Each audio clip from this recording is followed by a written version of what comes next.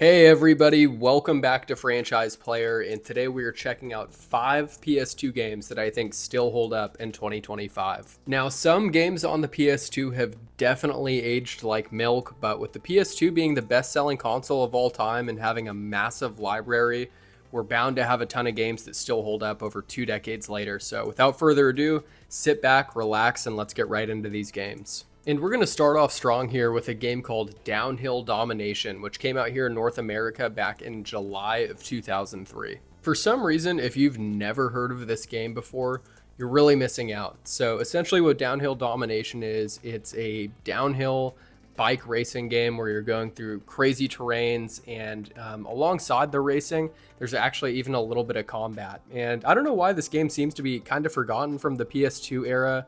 I think a modern release of this series would be pretty sick, even if it was kind of a budget title. Graphically, this game is definitely pretty dated, but where it holds up is the gameplay. I mean, this gameplay is straight up adrenaline, fun-filled action, and I think co-op this game definitely shines, but even if you're playing it solo, still super fun even to this day. The game does have a fair amount of characters you can pick from.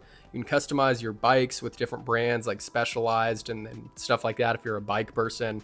And then you can also customize your character's clothing as well. So a little bit of customization along with the fun. I mean, that definitely makes for a good PS2 game. Even with just the racing alone, I think this game would be really fun. But what kind of adds to that and is really just the icing on the cake is one, the combat. You can kick or punch other cyclists or people that are like walking on trails. I think it's water bottles that you can throw as well. And then on top of that, to make things even better, you can also do insane tricks. I'm just honestly pretty trash at the tricks on here. Tried getting some when I was playing. I think when I was a kid, I could do way more.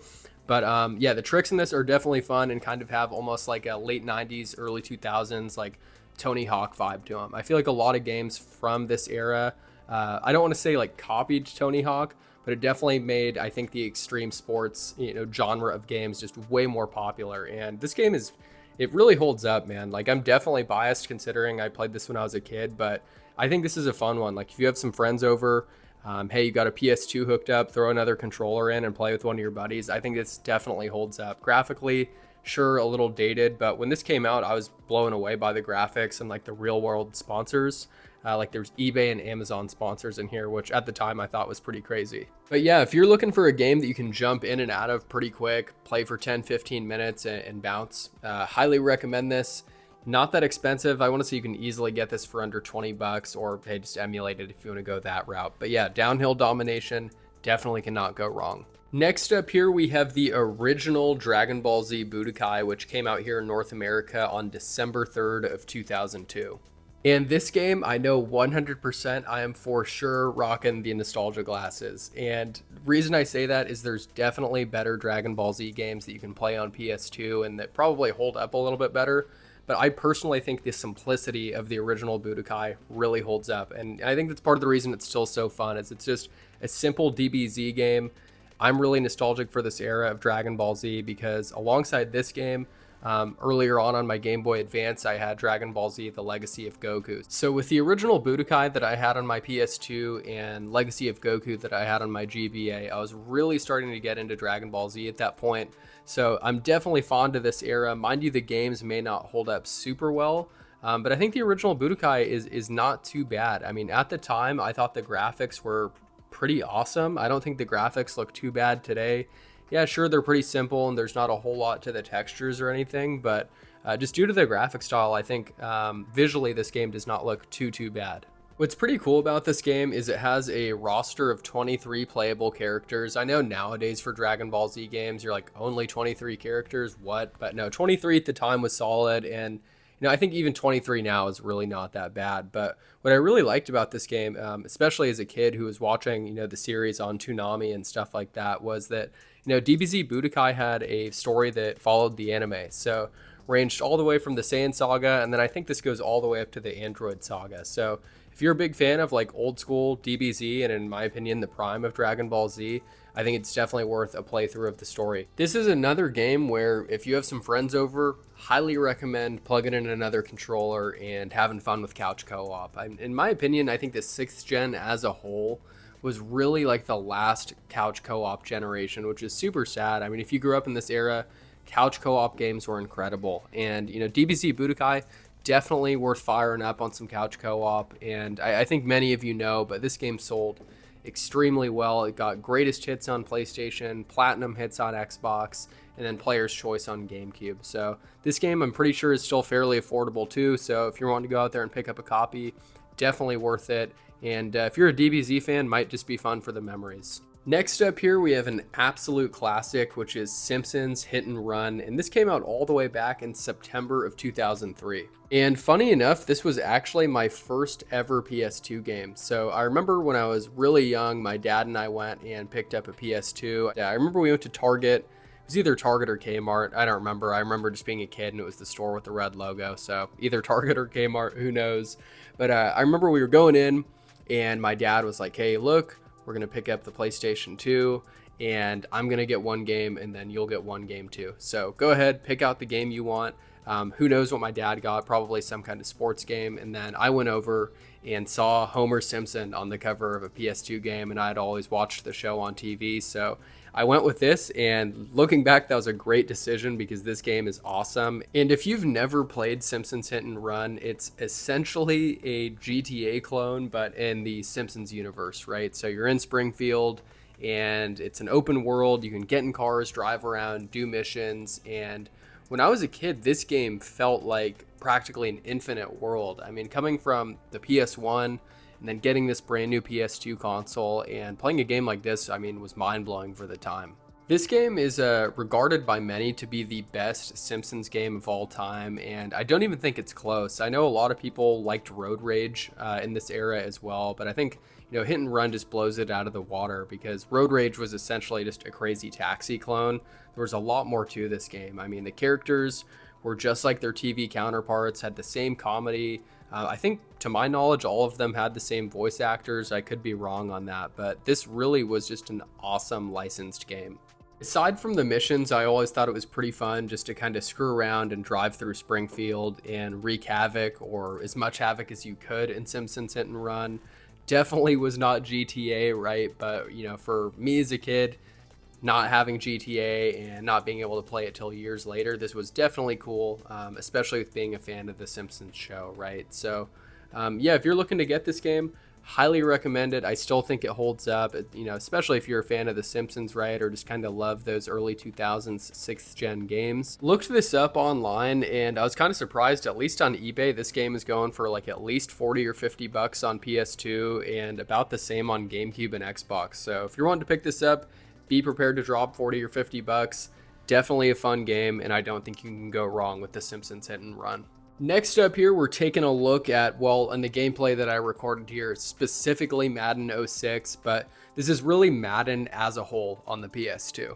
I thought it would be nice to include a sports game on the list. I was a huge fan of playing sports games growing up. Don't play them, nearly as much now as I did back then, but Madden on the 6th gen of consoles, GameCube, PS2, Xbox, was incredible. I have mixed feelings about Madden 06 in particular because it was the first Madden that had come out after that official agreement with the NFL. RIP to NFL 2K, specifically 2K5, which I think is like the best football game of all time. But Madden on the PS2 was flat out incredible. This was such a cool era of sports games because it was pre-microtransactions, right? You weren't having to worry about Ultimate Team or any kind of career mode where you were having to go on and, basically pay to play, right? What was really cool about Madden on the PS2 or just in this era of consoles in general was the depth, right? The franchise mode, if you were a big sim guy and wanted to kind of do rebuilds and franchise modes, the franchise mode was incredible. The gameplay in this era is definitely like kind of arcadey. As you can see, I'm kind of just going for it with Mike Vick here. He was a cheat code back in the day on Madden, but definitely had depth where it was needed, and then nice arcade style where you needed it too. If you wanted sim, it was definitely going to be with NFL 2K in this era, but Madden was a household name at this point, and the Madden releases every summer always seem to be huge, and it's kind of sad to see how lazy EA has gotten over the past, I'd say 10 years or longer with Madden, where it's like, hey, how much more money can we get out of the consumer? And that really seems to be a common issue with all sports games nowadays. So it's really refreshing to go back to these older sports games where it's, players that I grew up with, players that I really enjoyed watching. And, the simple gameplay is awesome. Sure, it's, not sim like a current Madden might be, or maybe college football 25, but I think these older Maddens hold up really well. Another thing that I loved about these older Maddens from back in the 6th gen of consoles was they had these really cool game modes. Like right here, this was a rushing attack drill where you could go on and, go against a couple defenders and, pick a running back that you wanted to practice with or try to get better with. This was awesome. I sank God knows how many hours into this game mode alone on like Madden 06 and Madden 07 back in the day. And it's a pretty fun game. If you just want to sink in some time, maybe brush up on the running skills, I think this game mode still holds up. Yeah, overall, whether it's Madden, I'd say 04 through, I guess even Madden 12 was on PS2, right? I would recommend, Madden 04 through Madden 12 easily. I think it's going to be roughly the same game engine. I think, 02 and 03 might be a little too dated, but, anything 04 and up, I guess it really at that point just depends on the rosters you want to play with. I think hold up really well. I think this era of sports games was special. And, I hope one day again we can see competition in the sports game landscape. But yeah, without further ado, let's get into the next game. Last but not least here, we have War of the Monsters, which came out here in North America back in January of 2003. Now, if you're a fan of like super old school, I'd say 1950s-ish era science fiction movies, you'll definitely be a fan of this game because that's exactly what this game pays respects to. Most of the maps you can play on are pretty cool. I mean, as you can see here, I have almost like a Japanese looking map. Later on, you'll see some of the other maps too. But what's really cool about this game, you can play up to 4 players and just battle it out between monsters, aliens, robots. I mean, you name it, this game is perfect couch co-op action. I definitely have some nostalgia for this game. One being I never actually owned the full game. I had a demo of this on a jam pack that I just played on repeat with my cousins and friends in the neighborhood. So it's kind of cool to check this out now that I'm a little older, see how it holds up, and actually played the full game. And I'm glad to see that even though graphically it has aged a bit, the gameplay holds up super well. Kind of funny story about this. I remember the first time I saw an advertisement for this game. I don't know if anyone else remembers these stores, but I was in a Virgin Records, was checking out that store. I used to go to record stores all the time with my dad and stuff. And I was at a Virgin Records and I saw a giant, or at least what looked giant to me, poster back then of this game.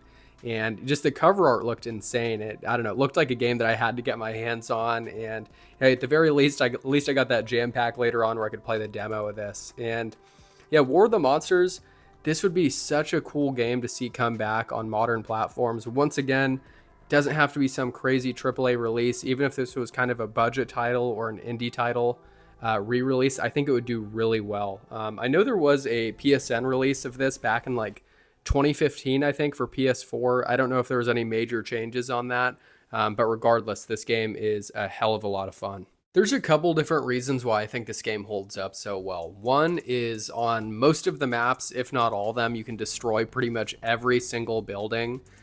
Throughout, it's kind of funny to see, at the beginning of a match, right? Hey, the map looks totally fine. And then at the end, there's buildings that have fallen over and have been destroyed. So it's kind of cool that there's a bit of a destruction element too. And then also being able to pick up cars and throw cars at people. Along with other like electrical things that'll kind of stab through an enemy. So kind of cool that it's not just a straight up fighter, that you can actually kind of destroy some of the map and then of course pick objects up and throw them. So I think that definitely helps add to the replayability here. And what I thought was kind of weird, I looked this up. Looks like this game only got an 80 on Metacritic. I think that's a little low, honestly. I think this should be a bit higher. This game is once again kind of like the perfect couch co-op experience. If you have some friends over and a couple extra controllers, I definitely think War of the Monsters is worth playing. But yeah, that'll pretty much do it for today's video. Let me know some PS2 games that you think still hold up in 2025. I know the library is massive. Let me know what you think of the games I mentioned today. And if you have any recommendations for, just PS2 games in general, drop them down below. I'm super down to check them out. But, as usual, appreciate you guys for watching, and we'll catch you soon with another video.